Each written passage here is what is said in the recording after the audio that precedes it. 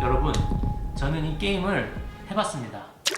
안녕하세요, 하입솜의 마이클입니다. 오늘은 미국 취업계의 마지막 시리즈 연봉 협상과 미국 회사 베네핏에 대해 알아보겠습니다. 일단 고생 끝에 낙이 온다고 오퍼레터가 오신 이상 챙길 거는 다 챙겨주셔야 해요. 여기서 끝이 아니라 미래도 생각을 해야 되고, 미국은 돈으로 이야기하니까요. 자본주의의 끝판왕이잖아요. 원서 넣고 면접도 잘 하시고 오퍼레터까지 오신 모든 분들 축하드리고 수고 많으셨다는 말씀 드리고 싶습니다. 아직도 진행형이신 분들도 화이팅입니다. 첫 번째로 이야기할 것은 연봉 협상에 대한 이야기입니다. 오퍼레터를 보시면 salary나 hourly rage가 적혀져 있는 걸 보실 수 있을 것입니다. 그 HR representative가 이제 그 오퍼레터를 사인해서 official start date를 정해야 된다고 얘기가 나올 것입니다. 물론 저 같은 경우에도 사회 초년생으로서 오퍼가 왔던 것만으로도 너무 감지덕지했고 바로 사인을 하고 싶었습니다. 하지만 연봉을 협상하는 것은 무례한 것도 아니고 당연히 해야 되는 일 중 하나입니다. 지금 당장의 행복이 아니라 이 디시전이 몇 년의 스노우볼을 만들 수도 있으니까요.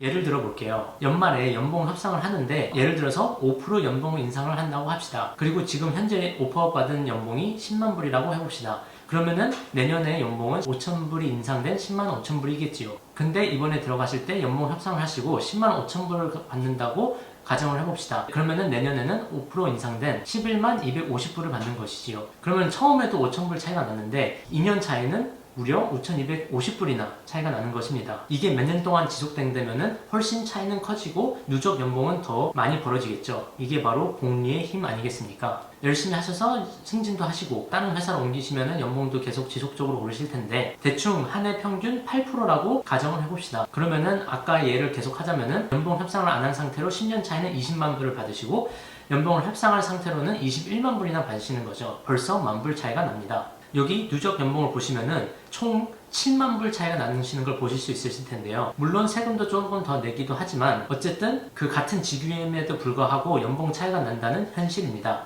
물론 이 모든 거는 꾸준히 실적도 내시고 회사 실적도 좋다는 전제이긴 하지만요.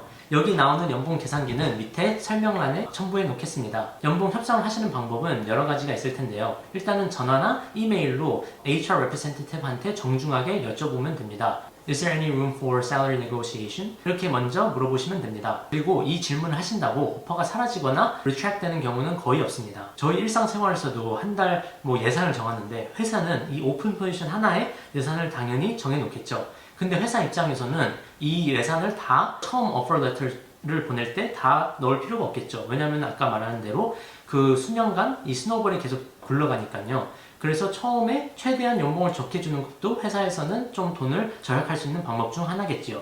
그래서 대부분의 경우 처음에 오퍼레터에 오신 금액은 그 예산의 전부가 아니라는 거 주의하셔야 됩니다. 근데 그 예산을 우리가 정확히 알 수가 없잖아요. 그래서 일단은 적정선 안에서 연봉을 먼저 불러보는 것이 방법입니다. 저 같은 경우에는 rule of thumb으로 일단은 10% 정도 인상 가능할까라고 물어봐요. 너무 높지도 않고 좀 적당한 선이어서 그래도 컨빈스 될 수 있는 확률이 올라가는 것 같습니다. 그 대화가 만약에 잘 풀린다면은 아마 다시 오퍼를 수정해서 보내주실 겁니다. 그러면은 서로 기분 좋게 오퍼 레터를 사인하고 official start date을 이제 정하시면 되시는 거죠. 어떤 경우에는 그 오퍼 레터에 적힌 그 연봉이 벌써 맥시멈일 수도 있어요. 좋은 회사인 것이죠. 최대한 챙겨줄 수 있는 대로 챙겨주겠다. 그런 경우에는 그냥 받아들이시거나 아니면은 좀 더 어필을 해보셔도 된다. 예를 들어서 나는 이 자리는 지금 학사를 요하는 자리인데 나는 석사까지 하고 왔다. 아니면 이 스페시픽한 job orthopedic research를 하면은 나는 이 orthopedic research 경험이 좀 더 있다. 그래서 좀 내가 더 받는 것이 정당하지 않은가? 약간 조금 더 푸시를 시도해 보셔도 됩니다. 서로 기분이 상할 수 있으니 너무 푸시하시진 마시고요. 그런 경우에서는 연봉 협상이 아니라 부가적인 걸로 협상이 또 가능할 수도 있습니다. 그건 바로 연봉이 아닌 입사 보너스나 아니면은 relocation 보너스나 아니면 stock option 같이 회사 베네핏을 활용한 이제 부가적인 것으로 또 협상을 해볼 수 있는 것이죠. 그래서 자연스럽게 이제 연봉 협상의 얘기를 해봤으니 회사 베네핏, 복지를 알아보는 시간을 한번 가져볼 텐데요. 그것까지 하면 영상의 길이가 너무 길어지다 보니 다음 영상으로 그 내용을 가지고 찾아뵙겠습니다. 그럼 오늘도 영상 끝까지 봐주셔서 감사하고 만약에 질문 있으시다면 댓글로 질문 꼭 부탁드려요. 제가 성실성이 끈 바로 답변을 해드리겠습니다. 아니면 영상을 따로 만들 수도 있고요. 그러면 오늘도 좋아요, 구독, 알림 설정까지 부탁드리면서 오늘 물러나겠습니다. 감사합니다. 다음에 만나요. 하이 송